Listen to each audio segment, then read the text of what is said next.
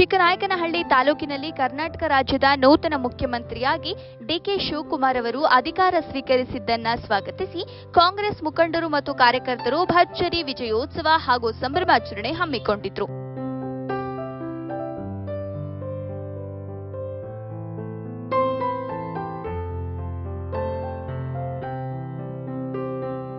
ತಾಲೂಕಿನ ಹಿರಿಯ ಕಾಂಗ್ರೆಸ್ ಮುಖಂಡರು ಹಾಗೂ ಮಾಜಿ ಶಾಸಕರಾದ ಕೆಎಸ್ ಕಿರಣ್ ಕುಮಾರ್ ಅವರ ನೇತೃತ್ವದಲ್ಲಿ ನಡೆದ ಈ ಸಂಭ್ರಮಾಚರಣೆಯಲ್ಲಿ ಪಕ್ಷದ ಕಾರ್ಯಕರ್ತರು ಪಟಾಕಿ ಸಿಡಿಸಿ ಸಿಹಿ ಹಂಚಿ ಪರಸ್ಪರ ಹರ್ಷ ವ್ಯಕ್ತಪಡಿಸಿದರು.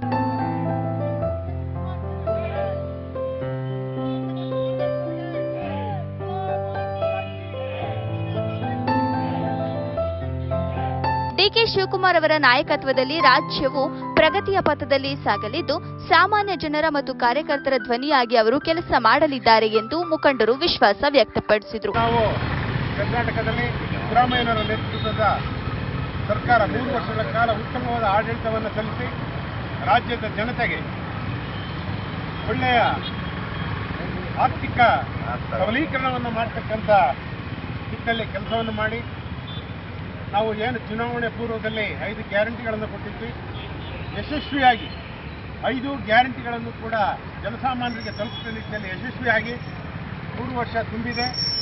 ಅದೇ ರೀತಿಯಾಗಿ ಕರ್ನಾಟಕದಲ್ಲಿರ್ತಕ್ಕಂಥ ಎಲ್ಲ ಜನತೆಗೂ ಕೂಡ ಸುರಕ್ಷಿತವಾಗತಕ್ಕಂಥ ಒಂದು ಸ್ಥಿತಿಯನ್ನು ಕಾಂಗ್ರೆಸ್ನಲ್ಲಿ ಸಿದ್ದರಾಮಯ್ಯರ ನೇತೃತ್ವದ ಸರ್ಕಾರ ಕೊಟ್ಟಿದೆ. ಹಾಗೂ ಸಿದ್ದರಾಮಯ್ಯನವರ ತ್ಯಾಗದ ಪರಿಣಾಮ ಯಾಕೆಂತ ಹೇಳಿದ್ರೆ ಅವರು ಹೈಕಮಾಂಡ್ನವರು ಹೇಳಿದ ತಕ್ಷಣ ಯಾವುದೇ ಒಂದು ಅಪಶಬ್ದವನ್ನು ನುಡಿದೆ ಅವರಿಗೆ ಗೌರವವನ್ನು ಕೊಟ್ಟು ಅವರ ಮುಖ್ಯಮಂತ್ರಿ ಸ್ಥಾನಕ್ಕೆ ತ್ಯಾಗವನ್ನು ಕೊಟ್ಟು ಈ ದಿನ ಸನ್ಮಾನ್ಯ ಡಿ ಕೆ ಶಿವಕುಮಾರ್ ಅವರು ಕರ್ನಾಟಕ ರಾಜ್ಯದ 24ನೇ ಮುಖ್ಯಮಂತ್ರಿಯಾಗಿ ಪ್ರಮಾಣ ವಚನ ಇವತ್ತು ಸಂಜೆ 4 ಗಂಟೆಗೆ ಸ್ವೀಕರಿಸಿದ್ದಾರೆ. ಈ ಸಂದರ್ಭದಲ್ಲಿ ಮಾಜಿ ಶಾಸಕರು ಹಾಗೂ ಹಿರಿಯ ಕಾಂಗ್ರೆಸ್ ಮುಖಂಡರು ಕೆಎಸ್ ಕಿರಣ್ ಕುಮಾರ್ ಹುಳಿಯಾರ್, ಬ್ಲಾಕ್ ಕಾಂಗ್ರೆಸ್ ಅಧ್ಯಕ್ಷರು ಪಿಟಿ ಚಿಕ್ಕಣ್ಣ, ಚಿಕ್ಕನಾಯಕನಹಳ್ಳಿ ಬ್ಲಾಕ್ ಕಾಂಗ್ರೆಸ್ ಅಧ್ಯಕ್ಷರು ಸಿಡಿ ಚಂದ್ರಶೇಖರ್ ಉಪಸ್ಥಿತರಿದ್ದರು. ವರದಿ ಫೈರೋಜ್ ಪಾಷಾ, ಬುಕ್ಕಾಪಟ್ಟಣ. ಆಯ್ಕೆ ಆಗ್ತಾ ಇದ್ದಾರೆ. ನಮಗೆ ಏನು ಆಡಿದ ಮಾತಂಗೆ 5 ವರ್ಷ ಸತತವಾಗಿ ಮುಖ್ಯಮಂತ್ರಿ 2 ವರ್ಷ ಅಂತ ಹೇಳೋದು ಬಹಳ ಶ್ರಮಪಟ್ಟು ಸಿದ್ದರಾಮಯ್ಯನವರು ಹೈಕಮಾಂಡ್ಗೆ ಮಾತು ಕೊಟ್ಟಂತೆ ಒಂದು ರಾಜೀನಾಮೆ ಕೊಡ್ತೀನಿ ಅಂತ ಹೇಳೋದು ಬಹಳ ಅಭಿನಂದನೆ ಸಲ್ಲಿಸ್ತೇನೆ. ಯಾಕೆಂದ್ರೆ ಆಡಿದ ಮಾತಿನಂತೆ ಮುಖ್ಯಮಂತ್ರಿಗೆ ರಾಜೀನಾಮೆ ಕೊಡ್ತಾರೆ. ಹಾಗೆ ಇವತ್ತು ಡಿ ಕೆ ಶಿವಕುಮಾರ್ ಶತಪ್ರಯತ್ನ ಪಟ್ಟರು. ಡೆಲ್ಲಿಗೆ ಹೋಗೋದು, ಡೆಲ್ಲಿಂದ ಬರೋದು, ಡೆಲ್ಲಿಗೆ ಹೋಗೋದು, ಡೆಲ್ಲಿಂದ ಬರೋದು. ಆ ಅವತ್ತು ಯಾಕೆಂದ್ರೆ ಮುಖ್ಯಮಂತ್ರಿ ನಮ್ಮ ಮಗಳು ಪ್ರಮಾಣ ವಚನ ಸ್ವೀಕಾರ ಮಾಡ್ತಾರೆ. ಸಿದ್ದರಾಮಯ್ಯನವರು ಕೂಡ ಇಡೀ ದೇಶದಲ್ಲಿ ಇವತ್ತು ನಾವು ನೋಡ್ತೀವಿ, ಒಂದು ಗ್ರಾಮ ಪಂಚಾಯತಿ ಅಧ್ಯಕ್ಷತೆ ಇಳಿಯೋದು ಕಷ್ಟ. ಅಂತಹ ಸಂದರ್ಭದಲ್ಲಿ ಕೂಡ ಯಾಕೆಂದ್ರೆ ಅದರ ಅನುಭವ ನಮ್ಗೆ ಈಗಾಗಲೇ ಆಗಿದೆ. ರಾಜಸ್ಥಾನ ಮತ್ತು ಮಧ್ಯಪ್ರದೇಶದಲ್ಲಿ ಇದೇ ರೀತಿಯಾದಂಥ ಸಂದರ್ಭದಲ್ಲಿ ಅವರು ಬಿಟ್ಕೊಡ್ತಾ ಇದ್ದಂಥ ಸಂದರ್ಭದಲ್ಲಿ ಪಕ್ಷವೇ ಓಡಾಗುವಂಥ ಸಂದರ್ಭ ಬಂದು ನಮ್ಮ ಪಕ್ಷದ ಅಧಿಕಾರ ಹೋಗಿ ಬೇರೆಯವ್ರ ಪಕ್ಷದ ಆಡಳಿತಗಳು ಆದವು. ಅದೇ ರೀತಿ ಮಹಾರಾಷ್ಟ್ರದ ಒಬ್ಬ ಬಿಜೆಪಿ ಸಂಸದರು ಹೇಳಿದ್ದಾರೆ, ಸಿದ್ದರಾಮಯ್ಯನವರ ನಡೆ ಬಹುಶಃ ಇಡೀ ದೇಶ ಕೊಂಡಾಡ್ತಕ್ಕಂಥ ನಡೆ ಅಂತ.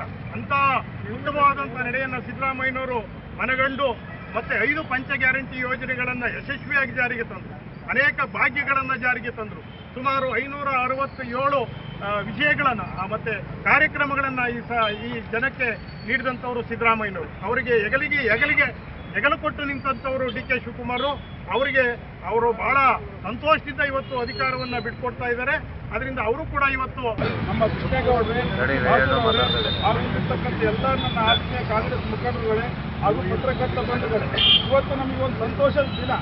ಯಾಕೆ ಅಂತಂದ್ರೆ ನಮ್ಮ ಸರ್ಕಾರ ಇವತ್ತಿಗೆ 3 ವರ್ಷ ಆಗಿದೆ.